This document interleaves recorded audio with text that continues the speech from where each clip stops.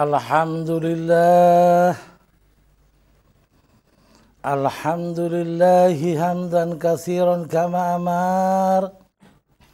Wa ashhadu an la ilaha illallah wahdahu la syarika lah. Irghaman liman jahada bihi wa kafar. Wa ashhadu anna sayyidina wa nabiyana wa maulana Muhammadan abduhu wa rasuluh. Sayyidul khalaiki wal bashar. Allahumma shalli wa sallim wa barik alaihi. Ma'asyiral muslimin, pemirsa dan hadirin sekalian, Assalamualaikum warahmatullahi wabarakatuh. Waalaikumsalam warahmatullahi wabarakatuh.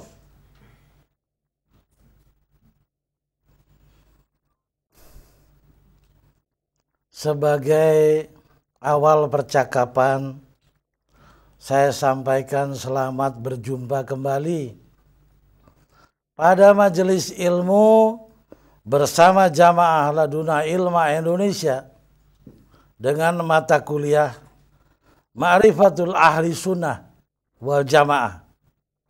Dalam alih bahasa berarti mengenal ahli sunnah wal jamaah. Sebagaimana lazimnya untuk mendapatkan metode sistematis dan standar akademis, maka Ma'rifatul Ahli Sunnah wal Jamaah akan dibagi dalam beberapa pokok bahasan yang segera akan dijelaskan. Silakan. Pokok-pokok bahasan pada mata kuliah Ma'rifat Ahlu Sunnah wal Jamaah. Pertama, dasar hukum Ahlu Sunnah wal Jamaah. Kedua, apakah yang dimaksud Ahlu Sunnah? Ketiga, apakah yang dimaksud jamaah? Keempat, contoh sunnah Allah dan sunnah Rasul yang telah dirusak manusia. Dan yang kelima, kemuliaan bagi orang yang menghidupkan sunnah yang rusak. Segera masuk dalam bahasan pertama. Pertama, dasar hukum Ahlu Sunnah wal Jamaah. Hadis riwayat Tabrani, artinya Rasulullah bersabda, demi Allah yang memegang jiwa Muhammad di tangannya, akan berfirqah umatku sebanyak 73 firqah. Yang satu masuk surga dan yang 72 masuk neraka. Bertanya para sahabat, siapakah yang tidak masuk neraka itu, ya Rasulullah? Nabi SAW menjawab, Ahlu Sunnah wal Jamaah. Rasulullah Muhammad menjelaskan umat Islam akan terpecah menjadi 73 firqah. Tolong tanyakan kepada ahli bahasa kita, firqah itu apa? Golongan. Umat Islam akan terpecah menjadi 73 golongan. Yang tentu fahamnya berbeda-beda.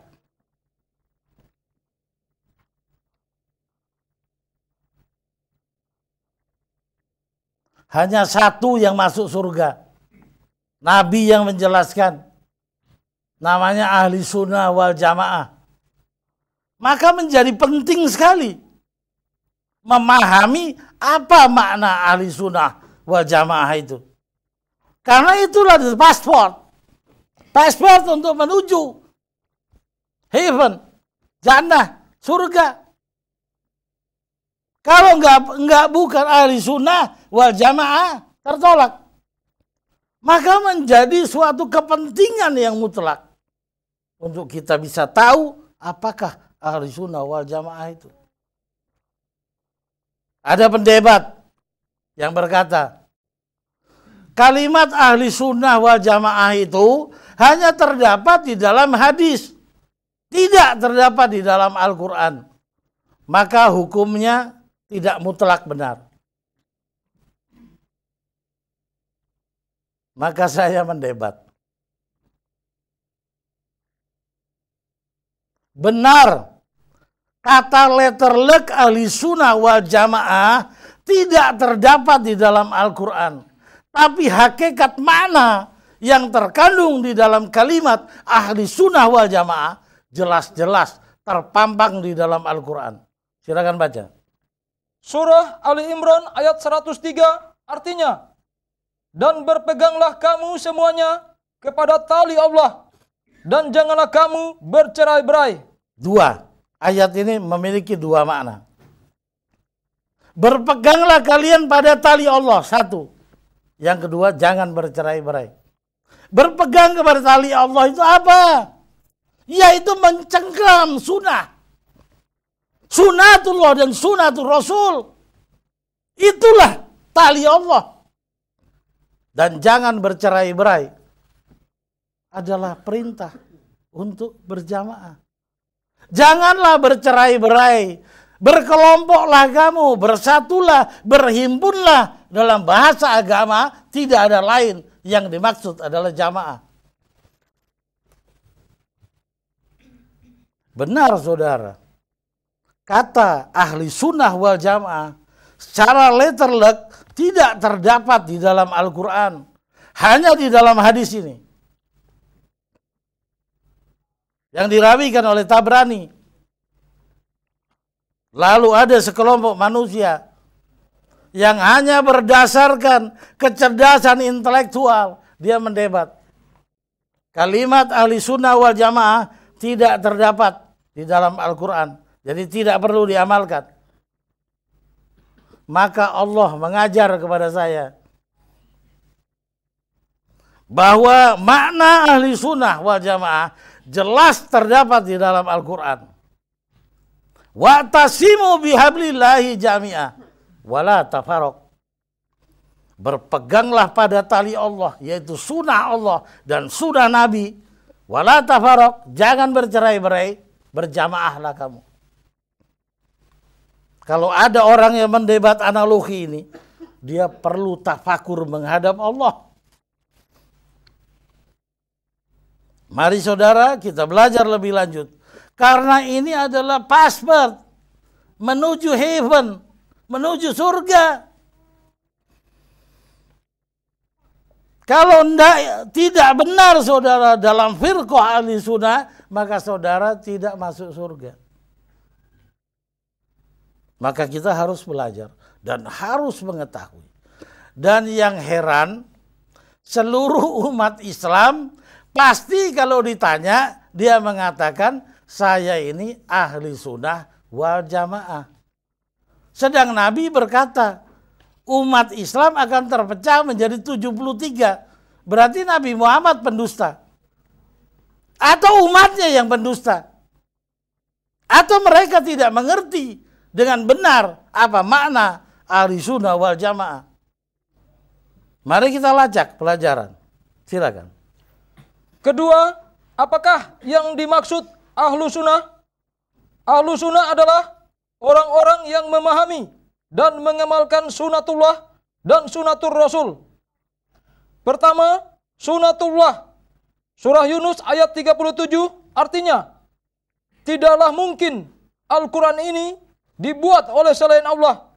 Akan tetapi, Al-Quran itu membenarkan kitab-kitab yang sebelumnya dan menjelaskan hukum-hukum yang telah ditetapkannya. Menjelaskan tentang hukum-hukum yang ditetapkan Allah. Peraturan perundang-undangan ketetapan Allah itu adalah sunnatullah. Maka Al-Quran ini adalah sunnatullah. Juga seluruh peraturan yang terdapat pada ciptaan jagat raya ini. Matahari terbit dari timur, tenggelam di barat, itu sunnatullah. Tetapi Allah telah memerintahkan bahwa kita harus berorientasi kepada Al-Quran. Inilah sunnatullah yang merupakan jalan hidup dan kematian kita. Zalikal kitabu la raiba fi hudalil muttaqin. maka sunatullah adalah firman-Nya. Termasuk juga seluruh aturan pada jagat raya ini. Itu kita tidak bahas. Sunatullah yang langsung berkepentingan kepada kita adalah firman Allah. Firman Allah ada dua, Al-Quranul Karim dan hadis Qudsi. Kita pelajari kedua-duanya. Itu aturan-aturan dan ketetapan Tuhan. Cengkeram itu. Pelajari dengan cermat dan laksanakan supaya saudara menjadi ahli sunnah. Dan juga sunnah Rasul. Silakan. Kedua, sunatur Rasul. Surah An-Najm ayat 4 artinya ucapannya itu tidak ada lain, hanyalah wahyu yang diwahyukan kepadanya. Ucapan Nabi Muhammad bukan atas kehendak hawa nafsunya. Beliau adalah orang yang tertuntun dari sisi Allah. Ada inspirasi dalam perilaku dan ucapan beliau. Wahyu yuha.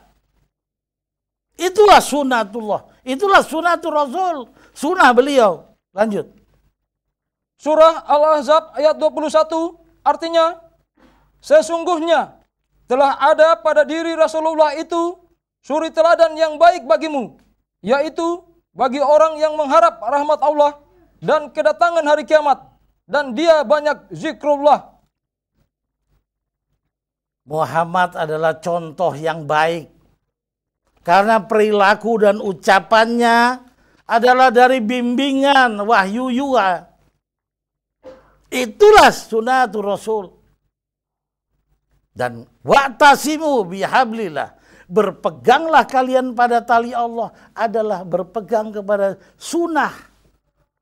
Sunnah Allah, yaitu firman-Nya. Al-Quranul Karim. Dan sunnah Nabi. Seluruh perbuatan beliau dan seluruh ucapannya. Kita ambil suri tauladannya. Jangan beragama menurut selera saudara. Sami'na wa atokna. Saya dengar dan saya taat. Kalahkan hawa nafsu dan kalahkan kecerdasan intelektual. Ikuti firman Tuhan dan ikuti petunjuk Nabi. Itulah ahli sunnah wal jamaah. Ahli sunnah. Sekarang kita bahas tentang jamaah. Lanjut. Ketiga, apakah yang dimaksud jamaah? Surah Ali Imran ayat 103 artinya, dan berpeganglah kamu semuanya kepada tali Allah, dan janganlah kamu bercerai-berai. Ini dasar hukum berjamaah di dalam Al-Quran. Jangan bercerai-berai. Itu jelas disuruh berhimpun, bersatu, berkelompok. Himpunan manusia di dalam Islam namanya jamaah. Lanjut kita belajar. Surah Al-Anbiya ayat 73 artinya, kami telah menjadikan mereka itu sebagai imam-imam yang memberi petunjuk dengan perintah kami, dan telah kami wahyukan kepada mereka mengerjakan kebaikan, mendirikan sembahyang, menunaikan zakat, dan hanya kepada kamilah mereka selalu menyembah. Kami telah jadikan mereka itu imam-imam. Untuk apa dijadikan imam kalau tidak ada jamaahnya? Jadi tidak perlu kita itu mencari kalimat yang jelas dalam Al-Quran. Aku perintahkan engkau berjamaah dipimpin oleh seorang imam. Kita punya akal. Aku jadikan mereka imam-imam. Untuk apa dijadikan? Untuk memimpin jamaahnya. Tidak ada alasan lain. Kalau imam adalah memimpin jamaah. Kalau presiden memimpin rakyat. Tidak usah ditanya.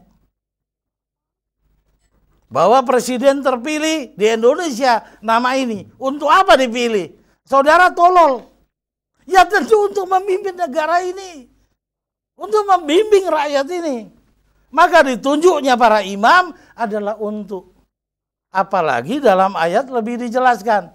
Baca perlahan Saudara Novel. Surah Al-Anbiya ayat 73 artinya, kami telah menjadikan mereka itu sebagai imam-imam yang memberi petunjuk dengan perintah kami. Dijadikan imam-imam untuk memberi petunjuk. Tapi ayat ini tidak jelas petunjuknya kepada siapa. Alangkah bodohnya saudara. Kalau seorang presiden mengeluarkan dekret, itu kepentingan rakyatnya. Itu sudah jelas.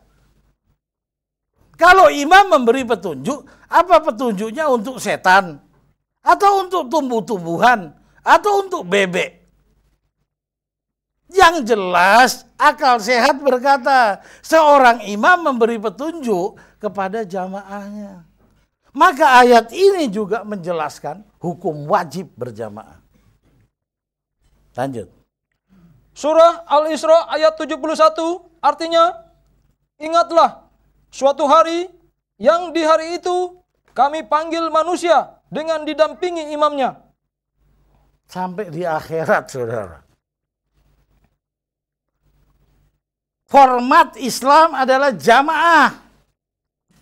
Ingatlah suatu hari manakala aku panggil manusia bukan orang per orang. Tetapi di dalam satu himpunan yang dipimpin oleh imamnya. Bukankah kita di padang mahsyar tidak berkeliaran satu-satu, tapi membentuk saf-saf barisan. Itu Al-Quran yang menjelaskan. Dipimpin imamnya masing-masing. Menunjukkan format yang dikehendaki himpunan manusia adalah jamaah. Lanjut. Hadis sahih riwayat Muslim dalam Imarah nomor hadis 3434 artinya, dari Hujaifah ibnu al-Yamani radhiyallahu an, katanya Nabi SAW bersabda, tetaplah kamu bersama jamaah kaum muslimin dan imam mereka. Ini jelas. Hadis ini sahih Muslim. Sudah hadis terbaik. Hadis terbaik adalah sahih Bukhari dan sahih Muslim. Ini sahih Muslim. Nabi memerintah, tetaplah kamu dalam jamaah. Jamaah orang Islam maksudnya. Kaum muslimin. Dengan imamnya masing-masing. Ini perintah Nabi. Jamaah tidak satu. Bukan hanya jamaah laduna ilma. Dengan pimpinannya imam awal. Ada jamaah lain. Tapi saudara harus berjamaah. Kita mengadakan studi banding agama antara Islam dan kaum Kristiani. Seorang pemuda Kristiani kita panggil, saudara nama siapa? Yohanes Waworuntu. Jemaat mana? Jemaat Sion, Jemaat Solafide, Jemaat Bukit Zaitun. Sekarang kita panggil pemuda Islam. Nama siapa? Muhammad Ridwan. Jemaat mana? Apa itu jemaat? Kalau orang Kristiani dipanggil, jemaat mana? Dia sebut dengan jelas. Saya jemaat Bukit Zaitun. Gembala saudara siapa? Guru jemaat saudara siapa? Jelas dia sebut. Pendeta Fredrik. Sekarang imam. Islam ya, nama Muhammad Ridwan. Jemaat mana? Saya tidak punya jemaat. Guru pembimbing saudara siapa? Guru jemaat, gembala saudara. Imam saudara siapa? Saya tidak punya imam.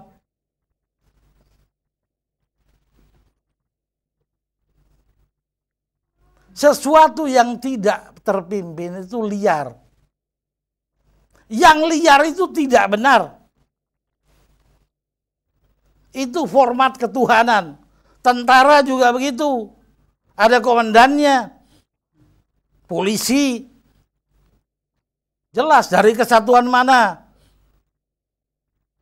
Siapa komandan saudara?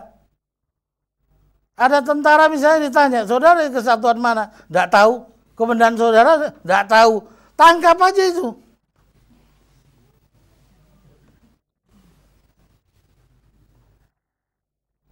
Saudara-saudara sekalian, mari kita belajar lebih lanjut tentang format jamaah.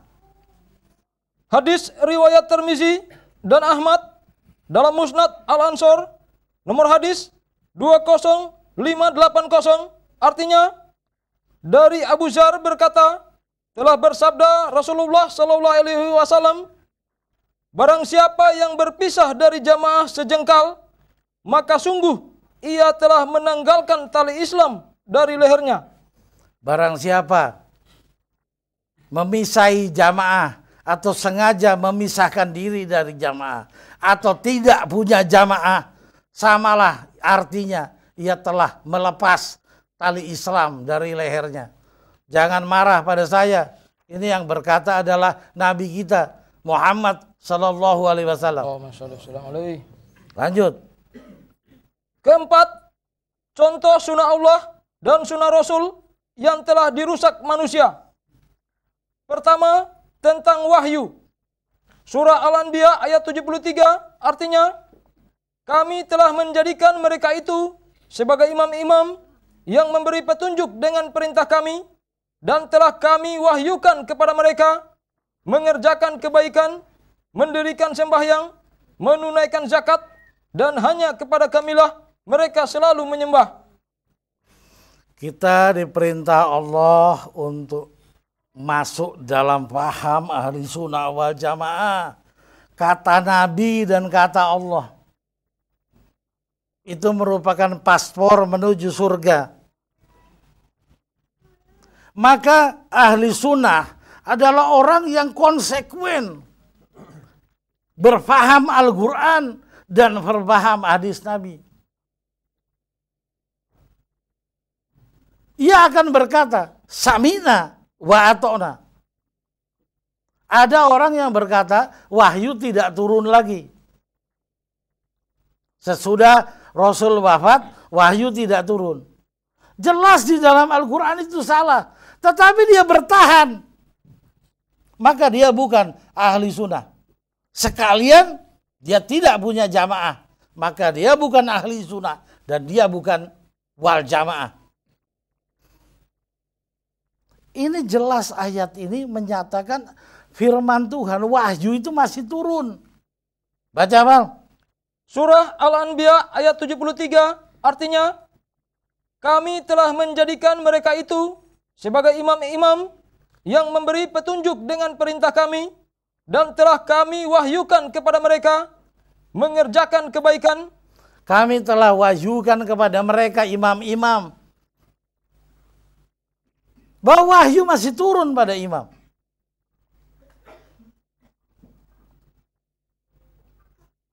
Saya bersumpah demi nama Allah. Demi jiwa Samsudin Sahri dalam genggaman Allah. Saya menerima wahyu dari sisi Allah. Manakala saya berdusta, semoga Allah melaknat saya. Mengapa? Jelas di dalam Al-Quran. Allah mewahyukan kepada imam-imam. Dan ada yang berkata, wahyu tidak turun lagi. Dan masih banyak argumentasi yang saya bisa kemukakan bahwa wahyu tetap turun. Hanya durasi yang diberikan sangat sempit. Lanjut. Surah Al-Baqarah ayat 282, artinya, dan bertakwalah kepada Allah, Allah mengajarmu. Dan bertakwalah kepada Allah, Allah mengajarmu. Bagaimana mau belajar kepada Allah kalau tidak ada hubungan? Bertakwalah kepada Allah, ini Al-Quran. Allah mengajarmu. Bagaimana kalau Allah mengajar saya kalau tidak bisa ada hubungan, wahyu? Hubungan antara Tuhan dengan hambanya satu jalan saja, wahyu. Tidak ada cara lain. Sengaja orang-orang yang mendukung tipu daya iblis agar mereka mengatakan Allah tidak menurunkan wahyu agar hubungan manusia dengan Tuhannya putus. Bahwa akhirnya manusia tidak dituntun wahyu lagi, tetapi dituntun hawa nafsu atau hanya dituntun oleh kecerdasan intelektualnya. Maka hubungan antara manusia dengan Tuhannya musnah. Lanjut. Hadis sahih riwayat Bukhari nomor hadis 6474 dalam kitab At-Ta'bur, dan riwayat Ibnu Majah nomor hadis 3883, artinya dari Abu Sa'id Al-Hudri, sesungguhnya dia mendengar Rasulullah Sallallahu Alaihi Wasallam bersabda, ru'ya as-solihah atau mimpi yang baik adalah bagian dari 46 bagian kenabian. Mimpi yang baik, ru'yatun solihah, satu bagian dari 46 cara kenabian, cara wahyu. Wahyu itu banyak macamnya. Kata Nabi ada 46. Nah, tersisa satu untuk orang zaman sekarang. Namanya ru'yatun solihah. Mimpi-mimpi yang benar dari sisi Allah. Lanjut. Hadis sahih riwayat Tabrani dan dia dari Ubadah bin Samit, dikutip dari kitab terjemahan Al-Jami'us Sagir 3 halaman 113, artinya Rasulullah Sallallahu Alaihi Wasallam bersabda, mimpi orang mukmin adalah ucapan yang diucapkan kepada hamba oleh Tuhannya dalam tidur. Mimpi adalah firman Tuhan, ucapan Tuhan itu firman yang difirmankan oleh Tuhan kepada manusia, hambanya. Apakah tertolak juga? Dan dikatakan wahyu tidak turun lagi. Dan masih banyak dalil-dalil yang menjelaskan bahwa wahyu masih turun. Tetapi kelompok yang lain berkata tidak turun. Tetapi tidak boleh kita marah. Kita serahkan kepada Allah. Karena Nabi sudah menjelaskan, umatku akan terpecah menjadi 73 golongan. Hanya ahli sunnah wal jamaah yang lolos ke surga. Lanjut. Kedua, zikrullah. Surah Al-Ahzab ayat 41, artinya, hai orang-orang yang beriman, berzikirlah dengan menyebut nama Allah, zikir yang sebanyak-banyaknya. Ayat Quran, zikir yang sebanyak-banyaknya. Ada orang yang bilang zikir itu tidak berguna. Habis sholat langsung berdiri. Gak usah pakai zikir. Dia ikut Quran atau ikut setan? Lanjut. Surah Al-A'raf ayat 205, artinya, dan berzikirlah, sebutlah Tuhanmu dalam hatimu, dengan merendahkan diri, dan rasa takut, dan dengan tidak mengeraskan suara. Berzikirlah dalam hatimu, dengan rasa takut dan rendah diri. Dan jangan engkau keraskan suara. Kenapa engkau berzikir dengan loudspeaker?